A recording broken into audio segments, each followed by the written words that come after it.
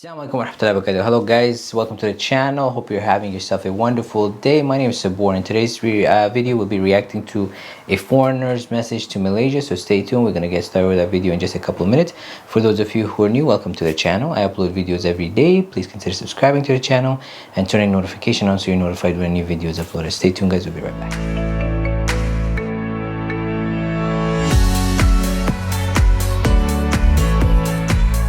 Welcome back guys, we're going to get started with the video momentarily, and at the end of the video I'll be sharing with you my observation and reaction, so please make sure you stay until the end. Now let's get started.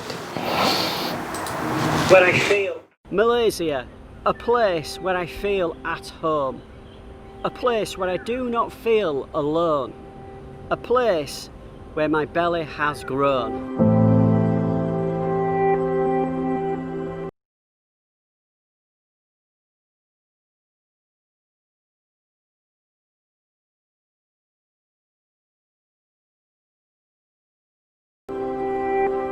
This video isn't about self-pity, it's just my story, because this is a historical event that we will be talking about for generations to come. What we are going through, what we've been through, is just incredible, it's surreal. I arrived here in March and had full intentions of exploring as much of the country as I could. I wanted to go to the East Coast, I wanted to go all over the place. Just a couple of weeks into March, whilst I was based in Kuala Lumpur, things started to happen with the COVID-19, and Malaysia very quickly jumped into action and started to introduce the movement control order. And during those first 2 weeks there was lots of anxiety. I had friends, family messaging me saying, when are you coming home? I had the British government advising everybody to come home. If you're on holiday, come home. Essential that you come home, no travel. So I'm sat there thinking, what do I do? Do I go back home? Do I fly 20 hours, 2 airports and go back to the UK? Or do I stay here in Malaysia? Very difficult decision to make, especially when you've got family back home that you very much care for and you don't want them to be infected. And I knew if I went back to the UK I would have to live with my parents and I wouldn't want to bring any virus into their home. I wouldn't want them to fall ill due to the virus. When I saw Malaysia jump into action whilst the UK was kind of still open for business, I made the decision that I'm going to strand myself in Malaysia and stay here and see it through whatever amount of time it was going to take. I honestly thought it was just going to be for a couple of weeks. I didn't realise that I would be locked down in my apartment for 11 weeks. Didn't leave the building for 11 weeks. I have to say, I have been incredibly impressed with how Malaysia has handled the COVID-19 there. As I said, jumped straight into action with the movement control order. All of the state borders were, had police and army making sure that people were not moving around. You could only go for food and essential products, go to the pharmacy, go to the doctors or dentist. You couldn't go exercising. They were very strict. When an area had a large number of cases, it was completely locked down, barbed wire surrounding it, soldiers there, and that's what needed to be done. It's not nice to see that image on TV of all neighbourhoods in barbed wire, surrounding with barbed wire, but it's what needs to be done. You need to have strong leadership, and I feel like the Ministry of Health dealt with it fantastically. The frontliners dealt with it amazingly. I never get involved in politics, I never get involved in religion. I keep positive, I'm a positive person 90% of the time. And I feel what Malaysia has done is a model for the rest of the world, and I'm not just saying that because I'm here, I really do feel that. It is a model that countries from around the world should be following, because how they dealt with it was amazing. Every single person was tracked from the original case, and that's what you need to do.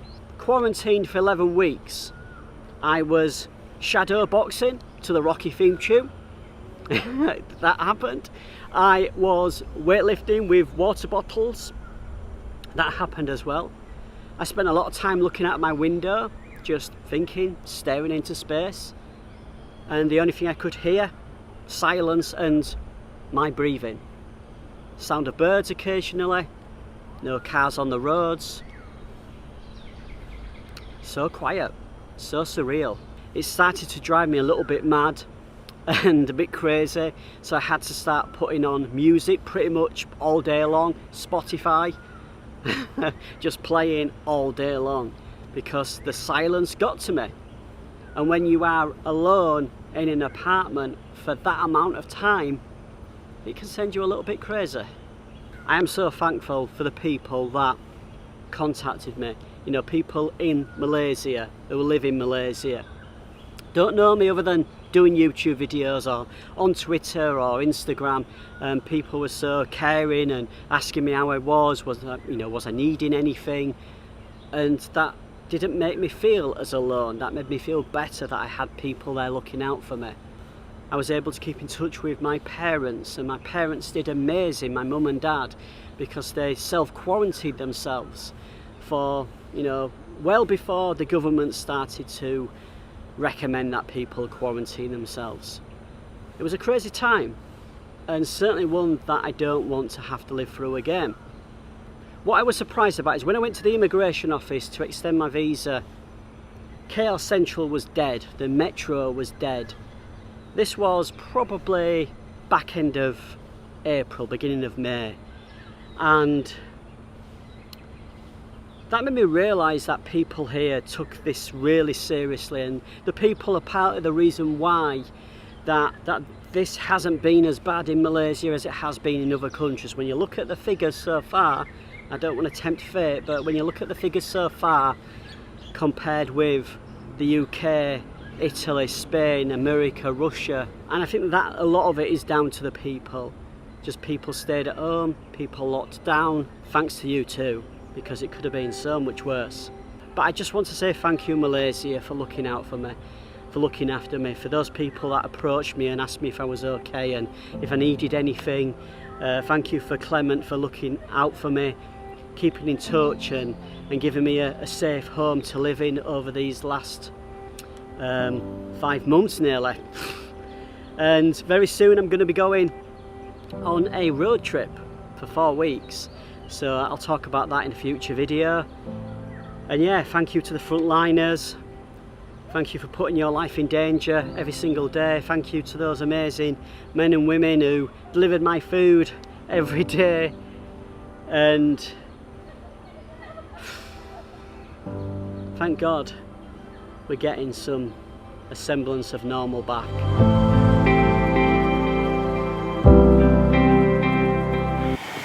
It's pretty cool, guys. Mashallah, that's good. Yeah, we reacted to one more of the videos about Malaysia and how Malaysia did the impossible, where they reacted pretty much at the beginning, and like he said, a lot of the people themselves, the citizens of Malaysia, reacted by staying home, listening to the government, and that helped to bring the numbers down. And it's good that he's recognizing that and giving credit where credit is due. I'm pretty sure, if he would have had a tough time if he went to UK, because UK has a lot of cases, whereas alhamdulillah Malaysia doesn't have as much. So it's great to see that Malaysia is staying on top of it, because this COVID-19 thing is not fun. It's pretty dangerous, and it could really quickly get out of hand, like we've seen the numbers in Italy, Spain, as well as now in America, which is the hotbed of the virus. So thank you very much, guys, for suggesting this. It's pretty eye-opening and pretty nice to see other people appreciating what Malaysia has been doing. I hope you guys enjoyed it as much as I did. If you did, please don't forget to like, comment, share, and subscribe. If you want to recommend for me to check out another video, please put in the comment section.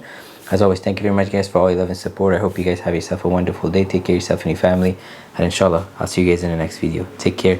Wassalam.